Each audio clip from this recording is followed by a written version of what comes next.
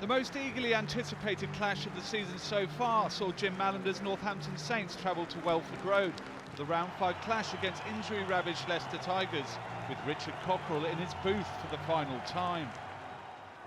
The tone was set early on by Luther Burrell's hit on Anthony Allen, the centre forcing a turnover, and Tigers were eventually penalised for not rolling away, Stephen Myler nailing the penalty from almost halfway.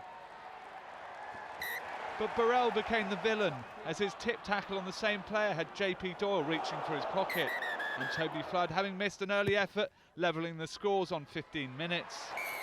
But 3 minutes later, a bullocking run by the extremely impressive Sam Dickinson helped draw another penalty, which Myler had no problem in slotting to give Saints the 6-3 lead.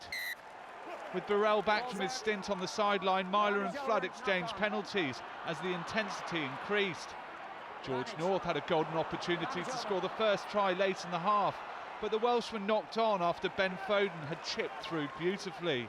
9-6 is the way it stayed at half-time, but Saints looked dangerous, and it only took 6 minutes after the restart for the visitors to cross the whitewash.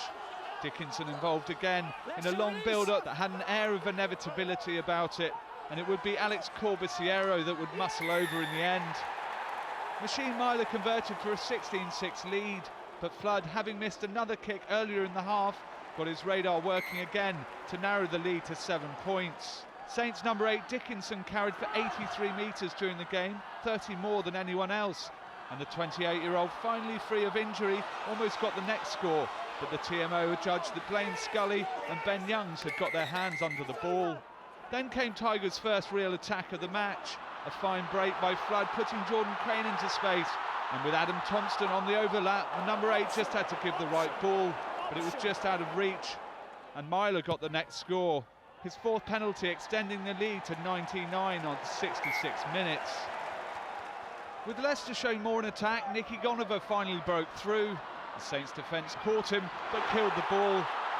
Referee Doyle brandishing yellow cards to Lewis Deacon and Courtney Laws for dissent in the interim, as Flood narrowed the lead to 19-12. With 40 men aside, there seemed to be more room and the action went end-to-end. But with Leicester showing more control, a series of lineouts ended with Ed Slater coming off a great angle to dot down for the crucial score. Flood had no problem with the conversion and suddenly the scores were level. Tigers had the scent, and with the scrum put in just 10 metres from the Saints line, the stage looked set for a Flood drop goal. But brilliant sniping by Lee Dixon saw the scrum half nick the ball at the base and bring it to safety, offloading to Jamie Elliott, who kicked through, but the ball went dead. So a 19-all scoreline, perhaps flattering Tigers, but only the second draw between these great rivals in the Premiership, the first being back in 1998. The return fixture at Franklin's Gardens next March promises to be even spicier.